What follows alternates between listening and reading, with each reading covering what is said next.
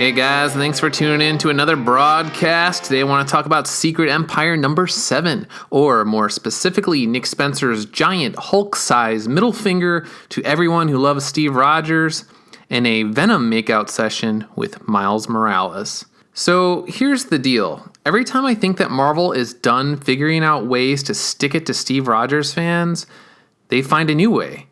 As usual, I'm not going to go through a whole lot of the plot. I'm sure the Storytime crew that Diversity in Comics has coined will do that.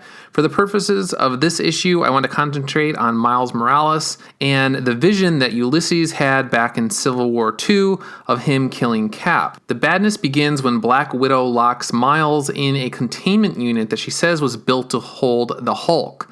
Miles knows that it has been foretold that he will meet Captain America on the steps of the Capitol, but for some strange reason, he seems to do everything within his power to make it happen, while simultaneously saying he doesn't want it to happen. He's inside a giant steel jail on wheels, and as usual, his Venom blast saves the day. He starts an electrical fire, and then, for some reason, a voice-activated fire detection system wants to know a password to let him out. Yes, he as a prisoner. Anyway, he reasons that since it was foretold that he would meet Cap, that anything he guesses must be correct. And he's right. Scot-free, and off he goes. Fast forward in time, and Black Widow confronts Captain America, and he seemingly kills her with a shield blow to the jugular, which also seems to detach her left jaw. Boom, she's out for the count. Miles sees this, runs up to Hydra Cap, and defeats him in less than one page. If you've ever played the old school Mike Tyson's Punch-Out, Steve Rogers goes down for the count quicker than Glass Joe. There's even a look that Andrea Sorrentino as the artist draws that says, "Wait, what? I'm going down with one punch to some teenage kid? I'm Captain America. In fact, I'm more ruthless than Captain America because I'm Hydra Cap, or Nazi Cap, or whatever you want to call me, but there is no way I would hold back against Spider Kid, and in other Secret Empire tie-ins, Peter Parker ran for the hills when I showed up, so yeah, I call BS. But seriously, think about the build-up to that moment. Fans have known it was coming since Civil War II. Everything was leading up to the fight that would end with Miles Morales standing over Cap. And everyone wondered, how the heck is the kid going to do that against one of the most brilliant strategic minds and best tactical fighters in the Marvel Universe? Shield? What Shield? Decades of hand-to-hand combat experience? Avenger who saved the universe over and over and over again? It doesn't matter. Why? Because Miles and stuff. It's not even so much that Cap lost, but how he lost. He didn't even put up a fight. Miles didn't even need to use his go-to Venom blast, or his invisibility, or his weird energy burst, or whatever other power Bendis wants to add at a moment's notice to try and convince you that, hey, he's just like Peter Parker, but better. Nope, it was just run up to the guy and punch him like two kids on the playground, and oh yeah, we'll draw Steve Rogers like he's a marathon runner instead of a super soldier who does 10,000 push-ups before breakfast. And then in the end, the narrator speaks about the glimmer of hope that appeared out of nowhere to, quote, lift us back up.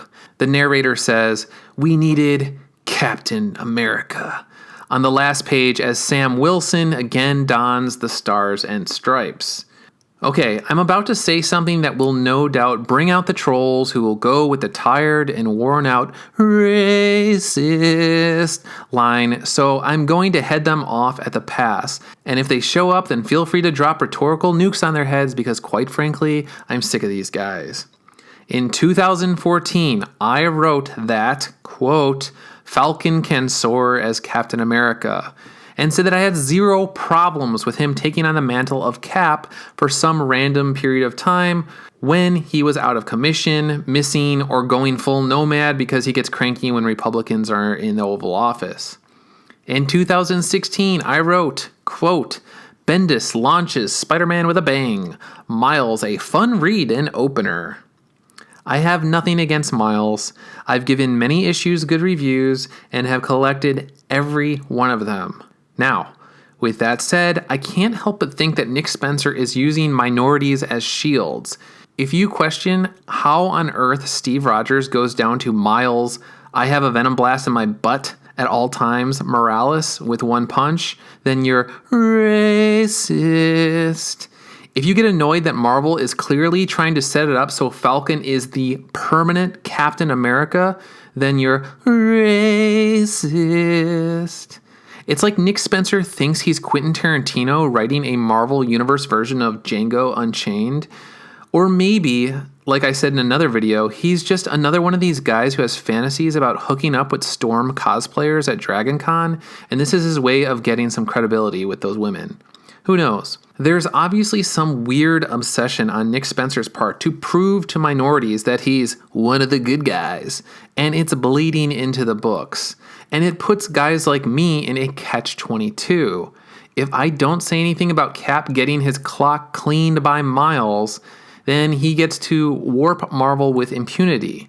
If I do draw attention to the stupid racial pandering, then I have to deal with the real racists who show up in the comments section who poison the well, i.e. Spencer wins. It's incredibly annoying. To reiterate, I think Miles Morales has a ton of promise with the right creative team. He's fine, but he cannot defeat Captain America like he's Glass Joe. And I don't care about Sam Wilson filling in for Steve Rogers for a year or even 2, but I do have a big problem when Steve Rogers is turned into a de facto Nazi to forward Marvel's political agenda, and then Sam Wilson is handed the title because diversity.